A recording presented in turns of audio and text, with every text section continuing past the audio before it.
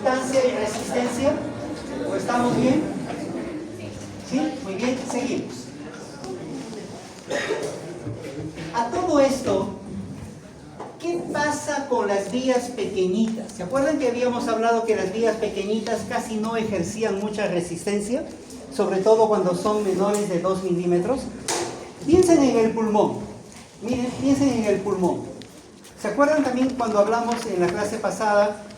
Porque sí hemos hablado de los poros de Kohn. ¿Se acuerdan los poros de Kohn? ¿Qué eran los poros de Kohn? La comunicación. Poros que había de un alveolo con otro, ¿se acuerdan? Muy bien. Ahora, imagínense que esta aula esté pegada a aulas por todo lado. Por arriba, por abajo, por derecha, izquierda, detrás. Y todas se hinchan y traccionan. Y obviamente esto no es de pared, es de algo flexible.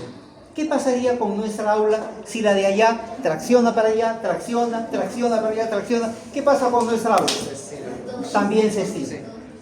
Eso pasa con las vías respiratorias chiquitas. Tienen alveolos por todo lado, porque ya no estamos mucho en la parte de conducción, no estamos cerca del ilio, sino estamos cerca de la parte central y periférica del pulmón, donde los bronquios son delgaditos. ¿Y qué cosa hay alrededor? Hay alveolos porque tienen ahí su conducto alveolar y su bronquiolo respiratorio. Entonces, al estar las vías pequeñas respiratorias pegadas a alveolos que se están distendiendo, ¿qué pasa con ellas? También son traccionadas.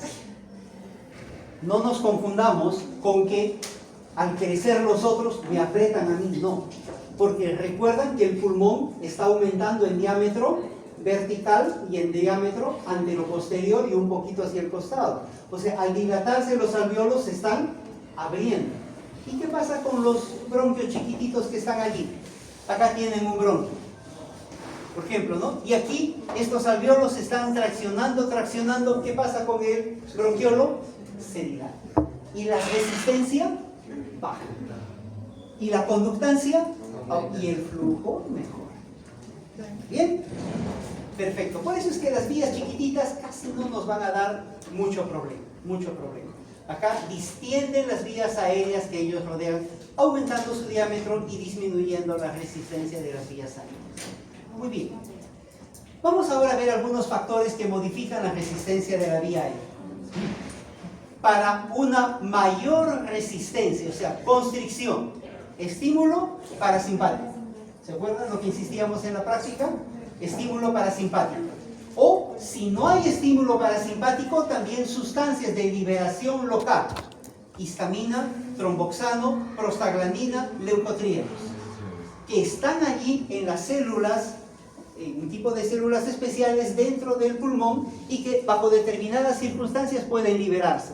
Y al liberarse, ¿qué van a producir? Broncoconstricción. Constricción, por lo tanto, mayor resistencia. También la disminución de la presión de CO2, que produce mayor resistencia, constricción. Y el vago, que se descarga ante estos irritantes. Ya lo habíamos mencionado en la práctica. De modo que avancemos.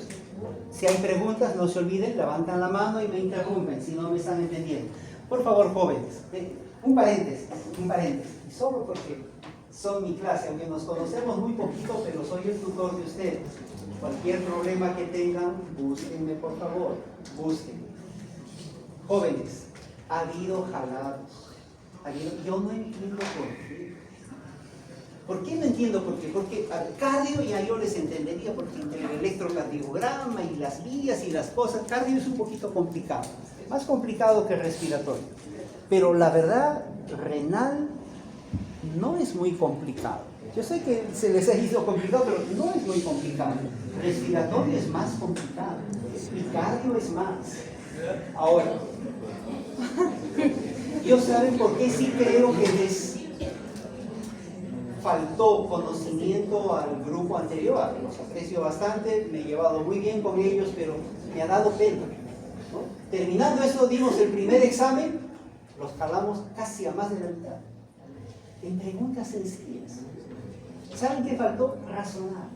Pues yo prefiero ir lento, porque tienen que razonar. En realidad la respiración es... ¿Y por qué pasa eso? Va a ser toda la pregunta cuando estén exponiendo sus casos clínicos, ¿no? Y sí hay hipoxia. ¿Y por qué hay hipoxia? Y tienen que ustedes saber por qué.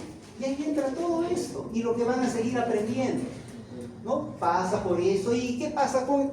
Todo es razonar, es decir, integrar el conocimiento de la práctica y de las clases progresivamente para explicar por qué hay enfisema, por qué hay bronquitis crónica, por qué hay membrana hialina, porque todo tiene su explicación.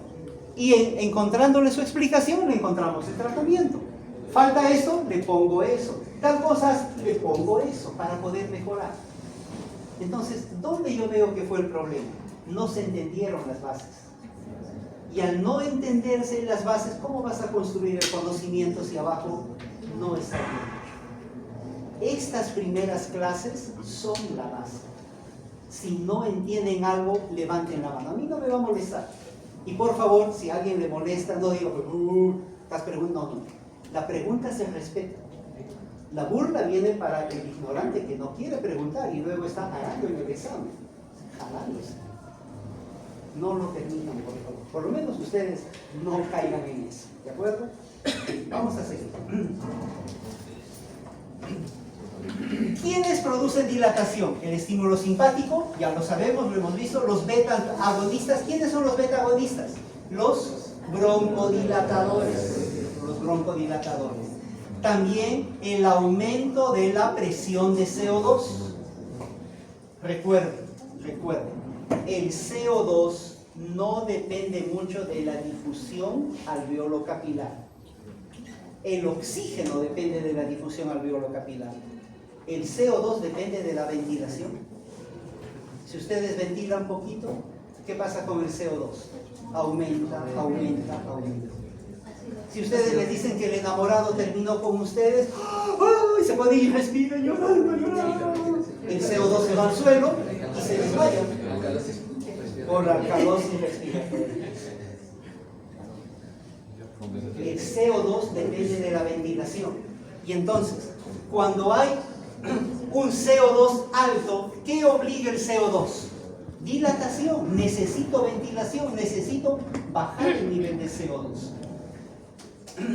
Y la menor presión de oxígeno, la hipoxia, también dilatación. Muy bien. Esto, si no me dejo entender ahora, no se preocupen. Va a haber una clase completita de esto, pero tenemos que tocar este punto aquí. Ventilación pulmonar. ¿Qué cosa es la ventilación pulmonar? Es la cantidad de aire que ingresa en un minuto, pero que respira. Y entonces, si respira, no son los 500 mililitros. Porque los 500 mililitros estaba formado por el aire de la vía respiratoria, más el aire que sí respiraba, que entraba al alveolo. ¿Se acuerdan de cuánto era? 350. Entonces, 350 por 20, o por 12 respiraciones, perdón, eso es la ventilación. ¿Cuánto es? 4 litros 200. Esa es la ventilación. Ese es el aire que respira. El otro aire no respira. Es un aire muerto. Ahorita lo vamos a ver. Pero por su parte, también hablamos de flujo. Flujo sanguíneo. Cada sístole, ¿cuántos mililitros hay en cada sístole? Primero, ¿qué es sístole? ¿Se acuerdan, no? Sístole es la contracción ventricular. ¿Cuánto de volumen sale? 70 mililitros más o menos. 70, 90, quedémonos en 70. ¿Y cuántos latidos hay? 70 más o menos, ¿no? 7 por 7, 4.900 ya. Redondeemos a 5 litros. Entonces, si yo divido la ventilación sobre la perfusión, que es la cantidad de sangre que me llega al alveolo, ¿cuánto tengo en esta relación ventilación-perfusión? 0.8. 0.8, todos felices. La sangre llega al alveolo, el alveolo está respirando, ocurre la respiración, todo bien. CO2 normal, oxígeno normal. ¿Estamos? Ahora, esta relación ventilación-perfusión no siempre es así. No siempre es así. ¿Qué cosas lo alteran? En primer lugar lo altera el shunt. ¿Se acuerdan que esta vez estábamos hablando del shunt? Miren, Aquí entra la sangre venosa. La sangre venosa que trae la arteria pulmonar, las arterias pulmonares. ¿Cuánto de oxígeno viene? 40 milímetros de mercurio. Acá habían puesto 38, promedio 40. ¿Cuánto de CO2 viene? 46.7 milímetros de mercurio. Esto no oxigena nada. Sangre venosa. Llega y aquí el alveolo está llenito de oxígeno y hay la respiración por la membrana alveolo-capilar. ¿Cuánto sale la sangre arterial de oxígeno? 105. ¿Con cuánto entraba? 38. ¿Con cuánto se va? 105. Y el CO2 que entró con 46.7, ¿cómo se está yendo? Con 40. Sangre arterial, sangre oxigenada. Pero este pedacito de sangre que se viene por aquí, este pedacito, o no pasó por ningún alveolo, o pasó por un alveolo que estaba obstruida su vía aérea y no tenía aire dentro de él. ¿Hubo respiración pulmonar? No hubo. ¿Entró oxígeno? No. ¿Salió CO2? No. Pero esta sangre no se regresa al ventrículo derecho. No.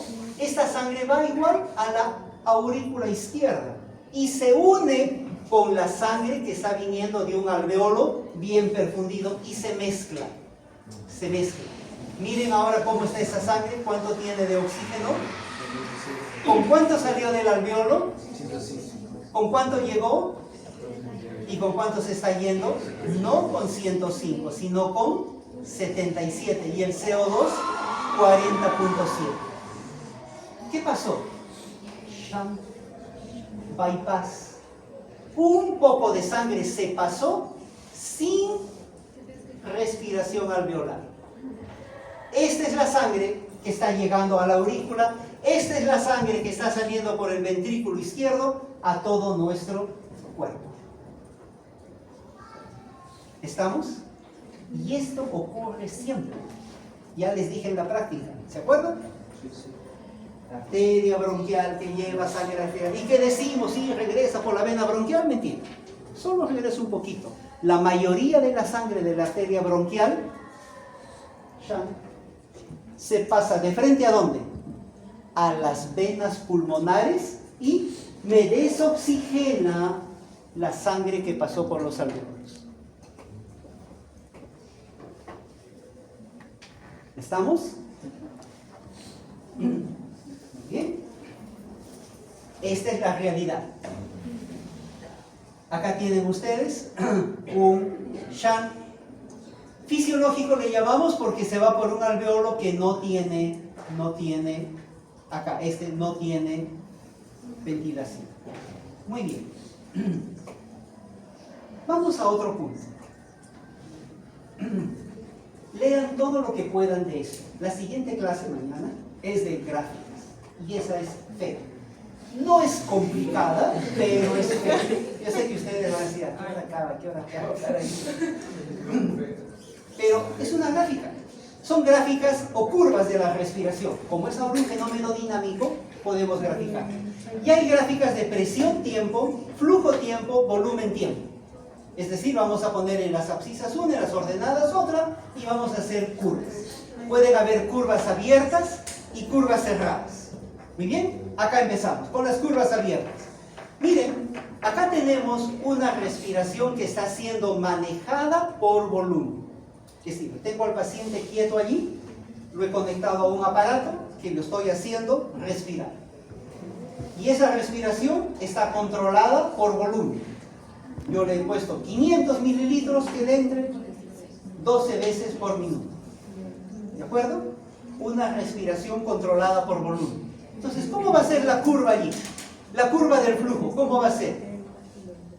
En la inspiración sube, porque le pongo la presión, sube el volumen y el flujo aumenta, llega al tope de la inspiración, baja en la expiración por debajo, porque es presión negativa, sale todo el aire que le he puesto y regresa por la elasticidad pulmonar otra vez a cero.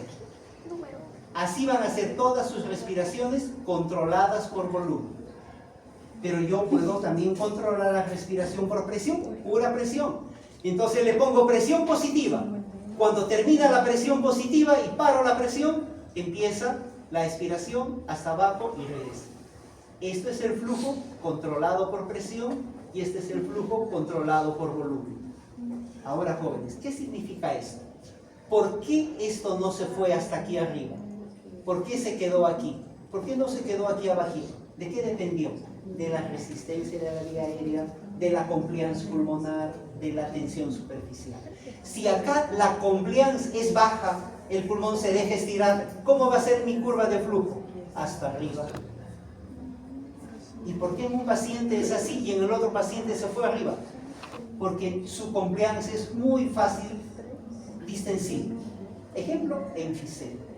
Hay destrucción del alveolo, la compliance, su capacidad elástica es apenas, casi no regresa, entonces se deja estirar. ¿De acuerdo? Y si yo tengo aquí un volumen de presión chiquitito nomás, significa que el pulmón está fibrótico. Por más presión que le pongo, no hay mucho flujo. Las curvas nos ayudan a entender qué está pasando con el aparato pulmonar de ese paciente. Y podemos explicar qué es lo que pasa con algunas enfermedades. Muy bien. Y así cada una de las curvas. Por ejemplo, este que está con presión, ¿no? Imagínense acá. ¿Cómo es la presión en uno controlado por volumen? La presión se incrementa hasta que termina la inspiración. Paro ahí la presión porque ya no necesito que entre más aire. Paro la presión y ¿qué hace la presión? Baja completamente para que ocurra la expiración. Solamente estoy manejando la presión. ¿Qué pasa con el volumen? Mientras hay presión, aumenta el volumen a medio litro y sale medio litro. En el control por presión igual, entra medio litro y sale medio litro.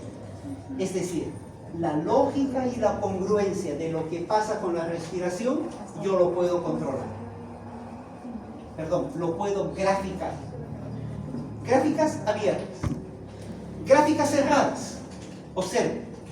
Esto rojito es inspiración. Esto verde, expiración. Acá tengo volumen. Si acá lo hubiera marcado, tendría 100, 200, 300, 400, 500 mililitros. Y acá tengo la presión en agua. El nivel de presión que necesito. Y acá empiezo a colocarle presión. Recuerden que la presión lo estoy manejando con un ventilador externo, ¿no? Yo estoy haciéndolo respirar al paciente. Como el alveolo está pegado, hasta que yo empiezo a abrir los alveolos, no hay mucho volumen. Aumenta la presión y no hay mucho volumen. Pero una vez que tengo varios alveolos abiertos, mi curva cambia. Aumento un poquito de presión y aumenta el volumen. Aumento presión, aumento volumen. Ya tengo alveolos abiertos. Y entonces puedo generar una curva inspiratoria hasta este nivel. A veces aquí también le hacen otra curvita hacia acá, curva de inflexión. Porque una vez que ustedes están llenos de aire, ¿qué pasa cuando yo quiero meter más aire? ¿Hay más o menos resistencia? Yo estoy ayer y yo quiero meter más aire.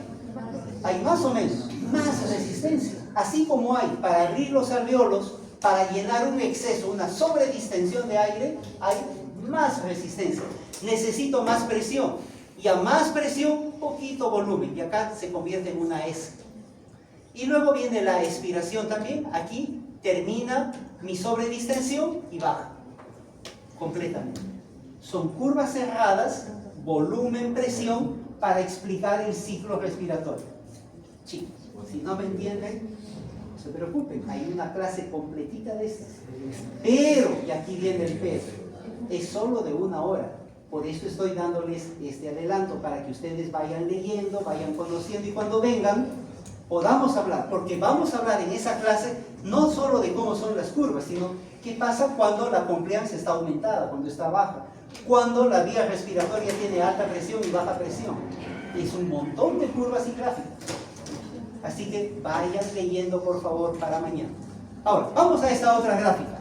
Flujo y volumen. Flujo y volumen. Aquí está comenzando la inspiración. Cuando empieza la inspiración, acá no estoy graficando la presión, por si acaso, ¿no? Pero pongo la presión, ¿cómo va el flujo? Rápido. Una vez que llega arriba, se mantiene, ya no hay más entrada de aire, está en una situación estable el pulmón y luego viene la expiración. Paro la presión y baja en forma negativa, sale casi todo el aire y luego termina de salir lentamente hasta volver al punto cero. Esto es volumen. Ingresa el volumen, se mantiene el volumen, sale todo el volumen y termina de salir el volumen hasta acá. El movimiento del volumen en relación al flujo.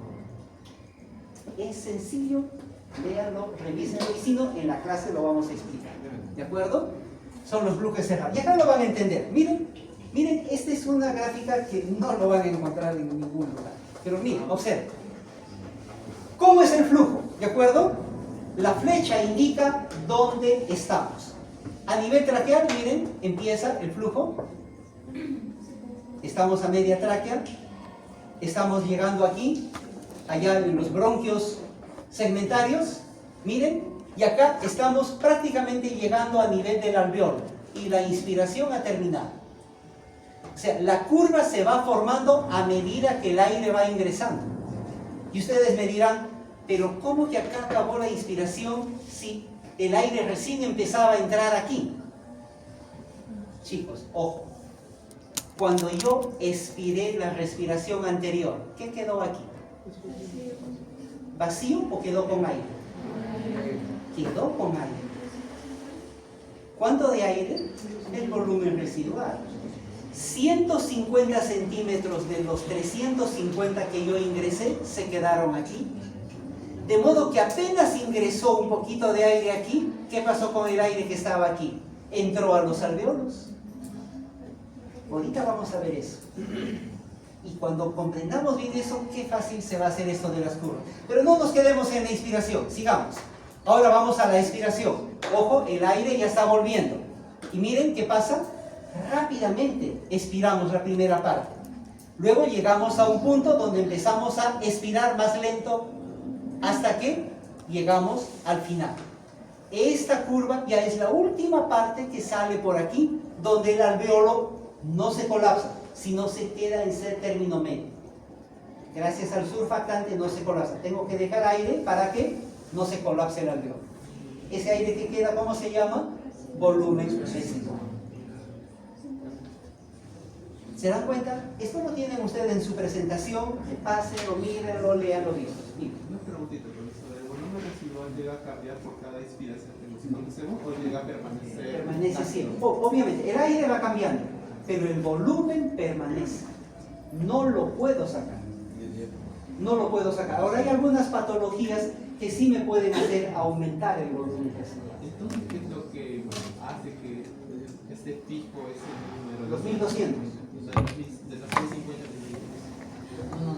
El volumen residual es 1 litro 200.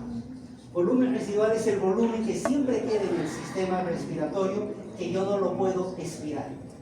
Lo que yo ingreso en cada respiración es medio litro. Y luego elimino medio litro. Pero cuando yo respiro medio litro, tomo, boto, tomo, boto, tomo, boto. De aquí para abajo, ¿cómo se llama? Capacidad funcional respiratoria. Y la capacidad residual funcional tiene dos componentes: el volumen de reserva expiratorio y el volumen residual. Ahorita tú me estás preguntando solo del volumen residual. Cuando yo boto todo el aire, no he botado todo, queda mi volumen residual. Por eso sigo hablando, por ejemplo. No puedo botar todo el aire. Ese aire que queda evita que mi pulmón se colapse.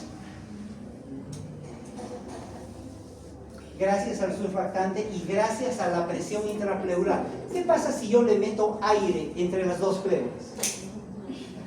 Por ejemplo, una puñalada. No le doy mi celular al ladrón, saca su cuchillo. Bueno, ahora sacan su pistola, ¿no? Y me matan. Pero antes sacaban su navaja y me pinchaban en el pulmón. Me pinchan el pulmón y entonces entre la pleura parietal y la pleura visceral entra aire. Y al entrar aire, ¿qué pasa con el pulmón? Ya no hay quien lo detenga. ¿Qué hace el pulmón? Atelectasis. Ahí sí mi volumen residual se reduce a la mitad porque solo tengo el otro pulmón. ¿Pero por qué? Porque anatómicamente he se ha atelectasiado uno de mis pulmones. Yo lo tengo que otra vez insuflar porque voy a tener una dificultad respiratoria grande. Una vez que otra vez le drene el aire, le parche, lo vamos a revisar eso en la práctica, y mi pulmón vuelva a expandirse, otra vez mi volumen residual se actualiza. En ambos pulmones tengo 1,2 litros de volumen residual, que nunca lo puedo expirar. Siempre queda allí para evitar el colapso de mis pulmones. A menos que algo externo, como lo que acabo de contar, suceda. Pero eso ya no es fisiológico. Pero fisiológicamente nunca puedo botar mi volumen residual. Queda allí. ¿De acuerdo? Eso nada tiene que ver con el espacio muerto, volumen muerto, es otra cosa. Nunca pongas esa cara, si no me entendiste luego lo vamos a conversar. Muy bien, espacio muerto. Aquí está el espacio muerto. Muy bien, ¿alguna otra pregunta antes de entrar al espacio muerto? Muy bien, espacio muerto. Todo el aire que está desde la nariz, todo acá, laringe, tráquea, bronquios, lobares, bronquios segmentarios, hasta el bronquiolo terminal, que no participa en la respiración. ¿Cómo se llama? Es un espacio muerto porque no participa en la respiración. ¿Cuánto de volumen tengo allí? 150. Muy bien. Pero ojo, hay otro concepto. Espacio muerto fisiológico. Esto es anatómico, es decir, sí o sí está allí. Ya haga lo que haga, está allí. Pero ¿qué pasa cuando hay un espacio muerto fisiológico? Fisiológico ya es ese espacio donde yo mando sangre, pero ¿hay aire en el alveolo? No hay aire en el alveolo. Llega la sangre, ¿hay intercambio gaseoso? No hay intercambio gaseoso. Pero tenía que haber, porque no es espacio muerto, es un alveolo. Pero el número de alveolos que no recibe oxígeno y que no participa en la respiración es un espacio muerto fisiológico. Ahora, ¿en una persona normal hay espacio muerto fisiológico? No. ¿En una persona que tiene neumonía, que sus alveolos están llenos de pus? Sí. Si digamos en el pulmón derecho, yo tengo todo mi lóbulo inferior lleno de pus, porque estoy con una neumonía, ¿no? Llego a la emergencia respirando apenas, me auscultan, neumonía derecha. Toda la sangre que está yendo a ese pulmón que no es ventilado, espacio muerto fisiológico. Si yo tengo eso, entonces mi espacio muerto fisiológico es mayor que el espacio muerto anatómico. Pero si yo no tengo enfermedad, mi espacio muerto fisiológico, ¿cuánto es? 0. O sea, mi espacio muerto fisiológico no existe porque todos mis alveolos debieran estar ventilados. ¿De acuerdo? Entonces, en una persona normal, el espacio muerto fisiológico y el espacio muerto anatómico es el mismo. Pero cuando están enfermos, ahí sí son diferentes. Muy bien, vamos a avanzar para poder entender. Miren, acá tenemos histológicamente los alveolos, ¿no? Están los capilares en estas membranitas recibiendo. Acá también hay vasos sanguíneos, acá hay un bronquiolo respiratorio. Toda esta zona respira. La zona de conducción no respira, la zona respiratoria sí. La zona de conducción pasa a los bronquiolos terminales. La zona respiratoria comienza en los bronquiolos respiratorios hasta los alveolos. El espacio muerto fisiológico está dado por aquellos alveolos que no tienen oxígeno y esta sangre sigue venosa. Y me produce un shunt. ¿Se acuerdan? Alveolo que no es ventilado me produce un shunt, porque no hay ventilación a ese alveolo, por lo tanto no hay difusión gaseosa, no hay respiración. ¿De acuerdo? ¿Estamos bien? Sí. Me ha quedado una duda con lo que sería el shunt. Si usted menciona que un alveolo solamente de manera patológica no respira, entonces el shunt ocurre en un ámbito ámbito patológico me queda... Muy buena pregunta, muy buena pregunta. Vamos a revisarlo en toda una clase, pero se los voy a ir avanzando.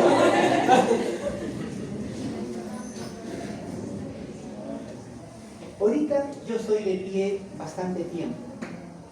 ¿Cuánto de sangre creen que tengo en mis pies? ¿Y cuánto tengo en mi cabeza? ¿Dónde habrá más sangre? ¿O será igualito?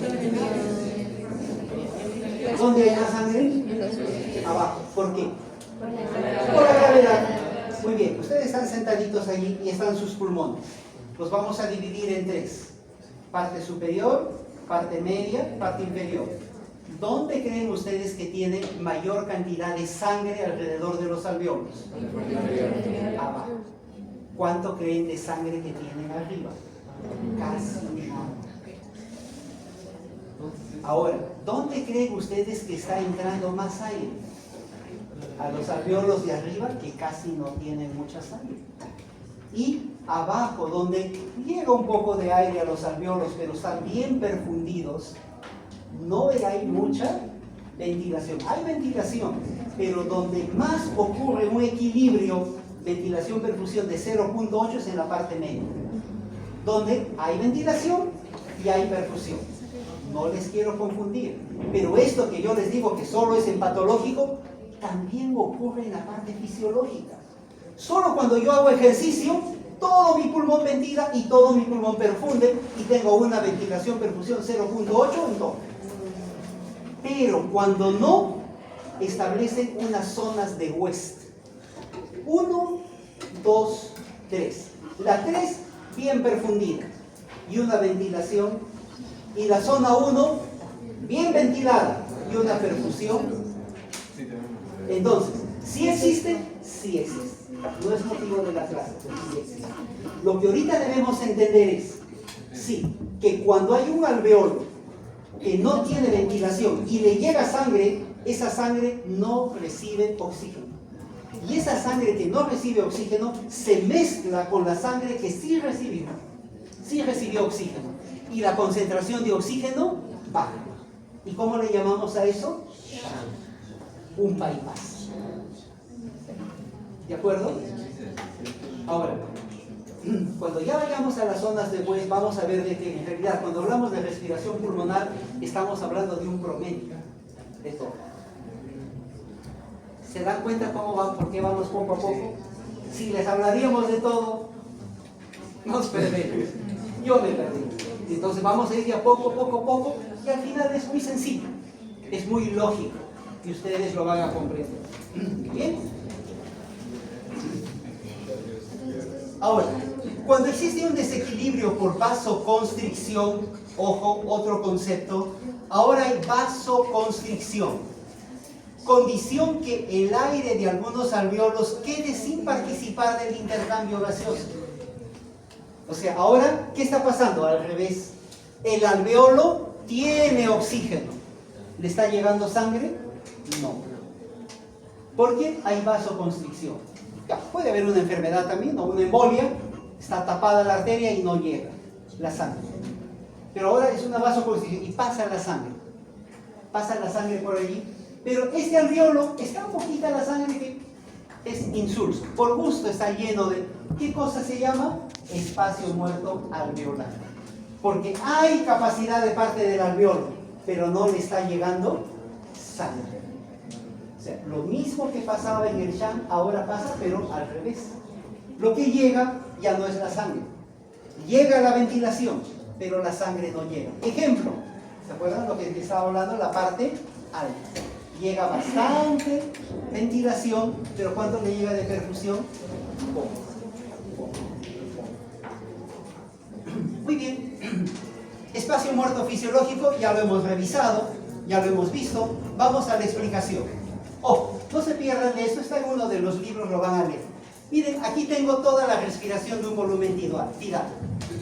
350 participaron en la respiración. 150 no, se quedaron en la vida. Pero miren, cuando este aire, estos 500 ingresen al alveolo, miren cómo va a quedar. Aquí van a quedar los 150 que no participan en la ventilación. Aquí está. Pero este alveolo acaba de expirar. ¿Cuánto quedó aquí? Aquí quedó parte del aire que sí participó en la ventilación. Acá no hay mucho oxígeno. Hay oxígeno, pero no demasiado como el aire ambiente. ¿Por qué? Porque ese aire ha salido del alveolo. ¿Cuánto ha quedado? 150 ml de aire que sí participó en la respiración y se ha quedado en el espacio muerto anatómico. ¿Estamos? Estamos en el final de la expiración. Cuando yo tomo aire, ¿qué aire va a pasar primerito al alveolo? Esos 150 que se han quedado en mi espacio muerto. Cuando yo vuelvo a tomar aire, es el primero en ingresar al alveolo. Más ingresan otros 200 ml de aire limpiecito. Y quedan aquí, ¿qué cosa? 150 aire que nunca va a participar en la respiración. Así como entraron, van a ser los primeritos que salen. ¿Me dejé entender? Vuelvo a repetir. Chicos, acabo, a ver, no sé si hay una más. Sí, ¿no? Mira, ahí está la explicación, ustedes lo van a poner. Acá yo tengo cómo está conformado el aire que respiro, los 500 ml. Hay 150 mililitros que nunca van a llegar a los alveolos y así como entraron se van a ir, porque no respiran. Solo entran y se quedan en el espacio muerto. Ese aire que entró al final de la inspiración, cuando yo expire, ¿qué aire sale primero? Ese aire que se quedó en la vía aérea. ¿Participó de la respiración? No. Esos 150, como entraron, salen. Pero el momento que yo termino de expirar, quedan 150 mililitros en mi vida. ¿De dónde salieron esos 150? Del alveolo. Es aire que sí acaba de participar en la respiración. Tiene CO2 alto y tiene oxígeno bajo. Pero se queda aquí en mi espacio muerto. Ahora, yo empiezo la nueva inspiración. ¿Ese aire a dónde se va? Regresa al alveolo. Acá está, en el alveolo. Pero también, acá hay 150 aire. ¿Pero cuánto yo tomo en total? 350. Quiere decir que aquí aire nuevo, ¿cuánto ha entrado? 200 más. Y se mezcla todo acá. Una ensaladita de lo que hubo más lo nuevo que entra. Y de allí ocurre la respiración. Estos 150 nuevecitos se van igualitos.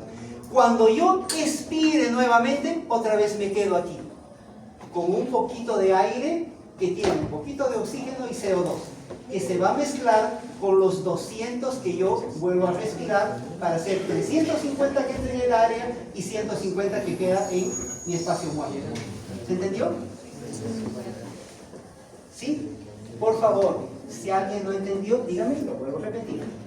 ¿De acuerdo? ¿Estamos? ¿Ninguna duda? Esa parte de los 200. Ah, 200. ¿Por qué digo 200? A veces ahí me confundo. Muy bien. El aire que respiramos es 500 ml. Pero los 500 ml, cuando calculamos la ventilación, perfusión, ¿se acuerdan? Los 4 litros 200. ¿Yo multipliqué 500 por 12 respiraciones? No. Solo multipliqué 350 ml.